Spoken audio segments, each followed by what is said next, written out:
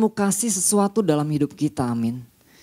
Tuhan mau kasih rencananya yang dahsyat atas hidup kita. Tuhan mau kasih segala kebaikan-kebaikan Tuhan. Tuhan mau curahkan itu semua kepada setiap anak-anak Tuhan. Buatlah pilihan yang benar setiap waktu. Artinya gini, jangan sampai kita membuat pilihan yang salah. Dan itu apa yang sudah Tuhan sediakan, apa yang sudah Tuhan siapkan dalam hidupan kita ternyata tidak terjadi. Itu kan sangat disayangkan. Bersyukur gini, Tuhan arahkan kembali. Andaikan kita mempunyai satu pilihan yang salah, Tuhan arahkan kembali. Buat pilihan yang benar setiap waktu. Tuhan kembali ingatkan pada setiap kita, termasuk saya. Mari kita buka dalam Yosua 24 ayat yang ke-15 Bapak Ibu. Yosua 24 ayat yang ke-15, demikian firman Tuhan. Tetapi jika kamu anggap tidak baik untuk beribadah kepada Tuhan, pilihlah pada hari ini kepada siapa kamu akan beribadah. Allah yang kepadanya nenek moyangmu beribadah di seberang sungai Efrat, atau Allah orang Amori yang negerinya kamu diami ini. Tetapi aku dan seisi rumahku, kami akan beribadah kepada Tuhan. Nah, saya akan garis bawahi, tetapi jika kamu anggap tidak baik untuk beribadah kepada Tuhan, pilihlah pada hari ini. Saya akan garis bawahi, pilihlah pada hari ini. Nah, kalau kita sama-sama belajar Bapak Ibu, kata pilihlah dalam bahasa aslinya adalah baukar. Artinya apa? Dipilihnya. Artinya apa? Kau pilih, Tuhan yang pilih. Artinya apa? Ku kehendaki, yang Tuhan kehendaki. Nah, berarti kan gini Bapak Ibu.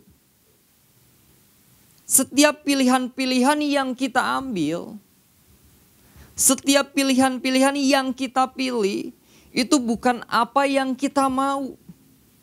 Itu bukan apa yang kita pengen. Bukan apa yang kata saya benar. Tetapi pilihan-pilihan itu kita harus sesuai dengan kehendak Tuhan. Pilihan-pilihan yang kita ambil itu harus selaras dengan firman Tuhan. Harus selaras dengan apa yang Tuhan mau. Nah, saya akan bacakan yang menjadi pesan Tuhan bagi kita minggu ini, yaitu gini. Tuhan melihat adanya umat-umat Tuhan yang berada di dalam posisi harus membuat pilihan yang berkaitan dengan hidup mereka atau masa depan mereka. Nah, kita percaya Bapak Ibu bahwa setiap kita yang hidup, anak-anak Tuhan, pasti diperhadapkan dengan apa yang namanya pilihan. Ada pilihan-pilihan yang harus kita ambil. Ada keputusan-keputusan yang harus kita ambil dalam hidup kita. Dan di sini juga Tuhan melihat adanya umat Tuhan yang masih memiliki kesulitan di dalam memilih. Apapun yang harus dipilih, entahkah pilihan mengenai pekerjaan, pilihan mengenai pasangan hidup, pilihan mengenai masa depan, dan berbagai pilihan apapun dalam posisi kita sebagai orang percaya yang sedang mengiring Tuhan. Termasuk juga dalam hal ibadah kita kepada Tuhan. Nah, Tuhan katakan, buatlah keputusan yang benar. Buatlah pilihan yang benar setiap waktu. Dikatakan apa? Setiap apa? Setiap waktu. Bukan sesekali Bapak Ibu. Nah, bicara tentang waktu, di sini bukan hanya saja bicara tentang detik ya. Bicara tentang waktu bukan bicara tentang menit. Bukan jam. Juga bicara tentang keadaan, bicara tentang keadaan kita. Nah, apapun keadaan kita Bapak Ibu, apapun kondisi yang sedang kita alami, apapun hal yang sedang kita hadapi, sesulit apapun yang sedang kita hadapi, Tuhan katakan gini, buat pilihan yang benar. Buat pilihan yang benar. Berarti apa? Bukan hanya waktu saja. Tetapi apapun kondisi kita, Tuhan katakan buat pilihan yang benar.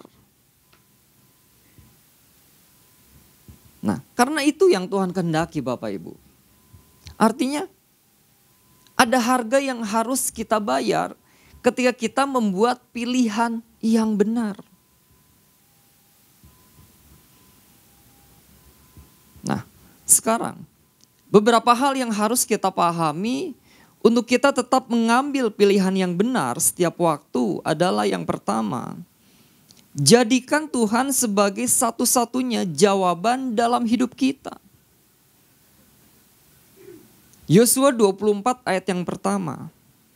Yosua 24 ayat yang pertama demikian firman Tuhan. Kemudian Yosua mengumpulkan semua suku orang Israel di Sikem. Dipanggilnya para tua-tua orang Israel, para kepalanya, para hakimnya, dan para pengatur pasukannya. Lalu mereka dikatakan apa? Berdiri di hadapan Allah. Lalu mereka berdiri di hadapan Allah. Poin yang pertama, jadikan Tuhan sebagai satu-satunya jawaban dalam hidup kita. Nah, kata berdiri Bapak Ibu. Kata berdiri dalam bahasa aslinya yaitu menghadap. Menghadap. Menggabungkan diri.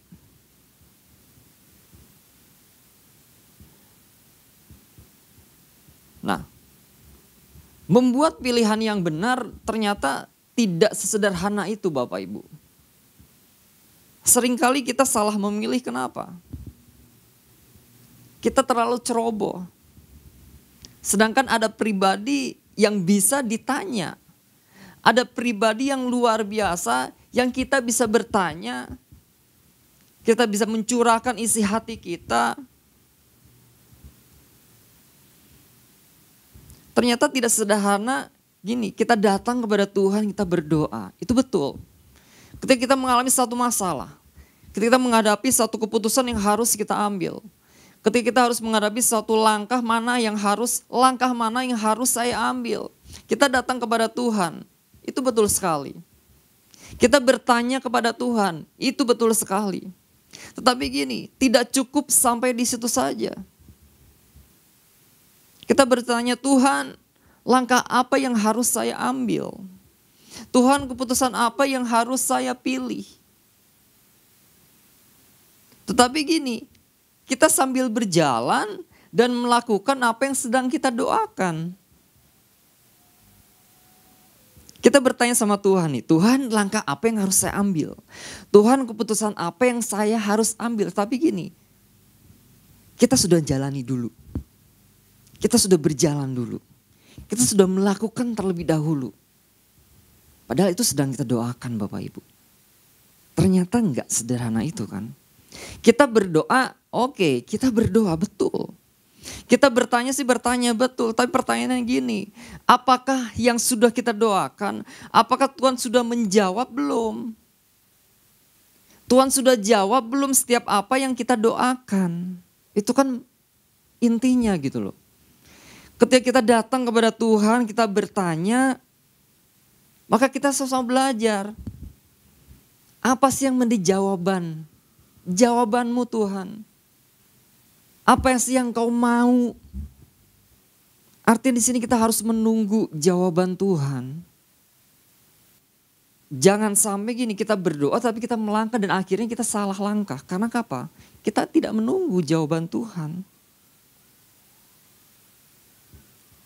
Nah, kalau kita lihat ini terjadi pada Rasul Paulus ya pada waktu itu dalam kisah 16. Kita lihat bahwa ketika Paulus harus menginjil, tetapi itu katakan kan Roh Kudus melarang dia. Roh Kudus melarang dia, tapi gini, Paulus menantikan sampai mendapatkan jawaban yang dia tahu bahwa itu Tuhan yang bicara. Itu ada di dalam kisah 16 ayat 9 Bapak Ibu, kita bisa baca yuk. Kisah 16 ayat yang 9, demikian firman Tuhan. Pada malam harinya tampaklah oleh Paulus suatu penglihatan. Ada seorang Makedonia berdiri di situ dan berseru kepadanya katanya, menyeberanglah kemari dan tolonglah kami. Nah, artinya untuk kita membuat pilihan-pilihan yang benar, itu tergantung sama siapa Bapak Ibu? Sama Tuhan. Bukan apa kata manusia. Bukan apa yang benar di mata manusia. Tetapi apa yang benar di mata Tuhan. Kemarin Saudara Marbun katakan, yang baik belum tentu benar. Yang benar sudah pasti baik. Nah, Mazmur 25 ayat yang keempat. Di sana dikatakan, beritahukanlah jalan-jalanmu kepadaku ya Tuhan, tunjukkanlah itu kepadaku.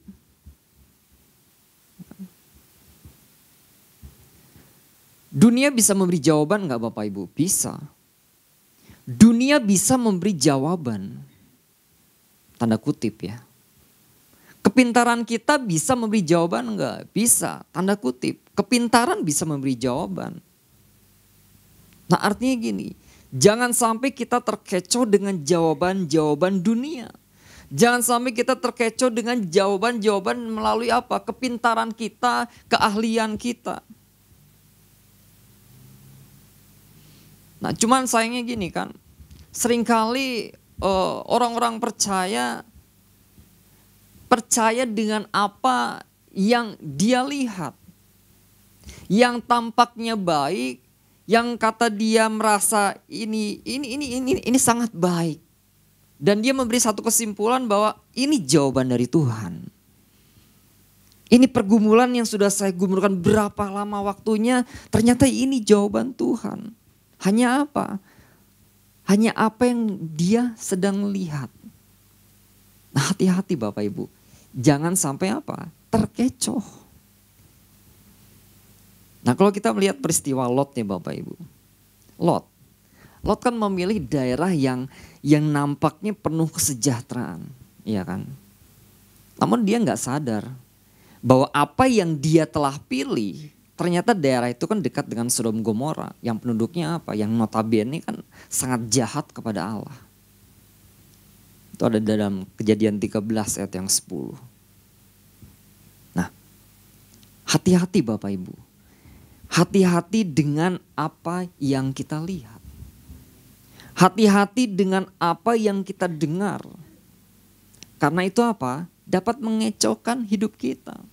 Nah sekarang gini, bagaimana Tuhan menjawab doa dan pengharapan kita? Itu kan menjadi pertanyaan kan. Ketika kita bergumul sama Tuhan, Tuhan ini permasalahan saya. Tuhan keputusan apa yang harus saya ambil? Nah pertanyaannya gini kan, bagaimana Tuhan menjawab doa dan pengharapan kita? Nah, ternyata gini kan, Tuhan punya caranya sendiri. Kita gak bisa menentukan waktu dan kapan Tuhan akan menjawab doa kita. Tetapi Tuhan punya caranya sendiri. Dan ketika kita menunggu, di sana kita akan belajar. Kita belajar untuk konsisten sambil kita menjalani apa? Proses. Sehingga kerohanian kita sehari demi sehari akan terus bertumbuh. Dan suatu saat nanti, percaya dan percaya. Suatu saat nanti kita akan menerima jawaban dan kebaikan Tuhan.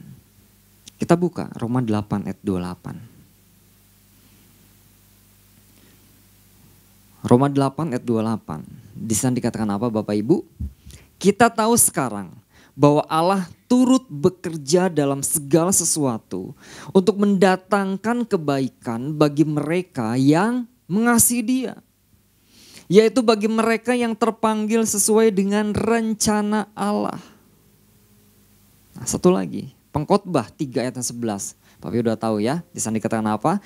Ia membuat segala sesuatu indah pada waktunya. Bahkan ia memberikan kekekalan dalam hati mereka, tetapi manusia tidak dapat menyelami pekerjaan yang dilakukan Allah dari awal sampai akhir. Saya akan kesaksian Bapak Ibu. Bapak Ibu, beberapa bulan yang lalu Bapak Ibu, saya bergumul sama Tuhan. Saya berdoa sama Tuhan. Tuhan, saya punya pergumulan ini Tuhan, ini gimana? Akhir bulan, kemarin akhir bulan 30, serasa gini, Tuhan kok tidak menjawab doa saya. Padahal sudah tanggal 30, besok tanggal 1. Saya banyak pilihan Bapak Ibu. Saya banyak pilihan. Saya bisa mengharapkan orang. Saya bisa berharap kepada orang. Tetapi dalam hati saya, terus berharap kepada Tuhan. Ketika saya tidak punya harapan lagi, saya harus terus fokus kepada Tuhan sambil menanti jawaban Tuhan. Nah, tepat tanggal 30 Bapak Ibu, ada orang datang kepada saya. Pak, ini ada sesuatu untuk Bapak. Saya terima. Saya bersyukur sekali Bapak Ibu. Tepat. Jawabannya tepat sekali. Tanggal 30 tanggal terakhir, besok tanggal 1. Saya dapat jawaban doa. Artinya gini. Untuk menanti jawaban doa perlu proses. Iya, perlu proses. Di saat kita menunggu jawaban doa, jawaban Tuhan, jangan sampai gini, kita salah melangkah. Asal kita percaya gini, Tuhan pasti jawab tepat pada waktunya. Dan itu saya alami Bapak Ibu. Tepat, sangat tepat dan tidak terlambat. Poin kedua, berapa hal yang harus kita pahami untuk kita tetap mengambil pilihan yang benar setiap waktu adalah. Yang kedua, jadikanlah Tuhan sebagai satu-satunya penuntun dalam hidup kita. Penuntun. Kata penuntun apa? Nah, kita baca dulu ya. Yosua 24 ayat yang 17. Yosua 24 ayat yang ke-17, demikian firman Tuhan. Sebab Tuhan Allah kita, Dialah yang telah menuntun kita dan nenek moyang kita dari tanah Mesir, dari rumah perbudakan, dan yang telah melakukan tanda-tanda mujizat yang besar ini di depan mata kita sendiri. Dan yang telah melindungi kita sepanjang jalan yang kita tempuh dan di antara semua bangsa yang kita lalui. Nah, saya akan garis bawah ini Bapak Ibu. Sebab Tuhan Allah kita, Dialah yang telah menuntun kita. Menuntun kita. Nah, dalam bahasa aslinya menuntun itu adalah aulau. Aulau. Yang artinya apa? Memimpin. Yang artinya apa? Membawa. Yang artinya apa? Diperhatikannya. Nya itu nya besar, N-nya besar. Diperhatikan Tuhan. Nah, kita nggak bisa mengelak Bapak Ibu. Kita nggak bisa mengelak bahwa hidup ini diwarnai dengan berbagai pilihan. Saya katakan awal tadi kan. Kita diperhadapkan dengan berbagai hal yang harus kita hadapi. Kita orang percaya, kita diperhadapkan dengan hal-hal yang harus kita alami dalam hidup kita. Sehingga gini, mengakibatkan ada pilihan-pilihan yang harus kita ambil. Untuk menetapkan suatu pilihan yang akan kita ambil, seringkali gini, manusia mengandalkan logika. Manusia mengandalkan apa? Perhitungan. Perhitungannya seperti apa nih? Sehingga dituntun oleh apa? Cara berpikir dia. Sehingga dituntun oleh pepandangan dia sendiri. Yang notabene gini, semua itu yang di hadapan Tuhan itu enggak berguna. Bahkan Tuhan katakan, itu kekejian di hadapan Tuhan. Itu kejahatan di mata Tuhan. Tuhan mau tuntun hidup kita, Tuhan mau pimpin hidup kita, Tuhan mau perhatikan hidup kita, tetapi Tuhan mau lakukan itu semua dalam hidup kita. Tapi gini, kita mengandalkan cara pandang kita. Akhirnya apa? Kita salah memilih. Yesaya 58 ayat yang 11. Yesaya 58 ayat yang ke-11. Tuhan akan menuntun engkau senantiasa. Nah, senantiasa. Dan akan memuaskan hatimu di tanah yang kering. dan akan membaharui kekuatanmu. Engkau akan seperti taman yang diairi dengan baik dan seperti mata air yang tidak pernah mengecewakan. Tuhan akan menuntun engkau senantiasa. Nah, senantiasa itu kan setiap kali, setiap saat, bukan sekali-kali. Dalam kondisi apapun gini, Tuhan selalu memimpin kita. Tuhan selalu mengarahkan kita. Contohnya gini, pesan Tuhan ini kan, Tuhan mengarahkan kita. Tuhan memperingatkan kita. Tuhan memperhatikan kita gitu kan. Nah, asalkan gini, kita percaya, itu kuncinya. Kalau kita mau dituntun oleh Tuhan, kuncinya satu, kita harus percaya kepada Tuhan. Dialah sang pemimpin yang luar biasa. Nah, kenapa seringkali orang percaya salah dalam membuat pilihan yang benar? Karena gini, gak bergantung. Kita gak mau dituntun. Kita gak percaya penuh kepada Tuhan bahwa dialah sumber sang penuntun itu. Dia adalah gembala yang agung. Mazmur 37 ayat 5, di sana dikatakan apa? Serahkanlah hidupmu kepada Tuhan dan percayalah kepadanya dan ia akan bertindak. Nah, kita perlu menyerahkan hidup kita seutuhnya kepada Tuhan. Seluruh kehidupan kita serahkan kepada Tuhan. Ketika kita mulai gini Bapak Ibu, mulai menetapkan bahwa Tuhan adalah satu-satunya penuntun hidup kita, maka kita akan menyerahkan segala keputusan kita.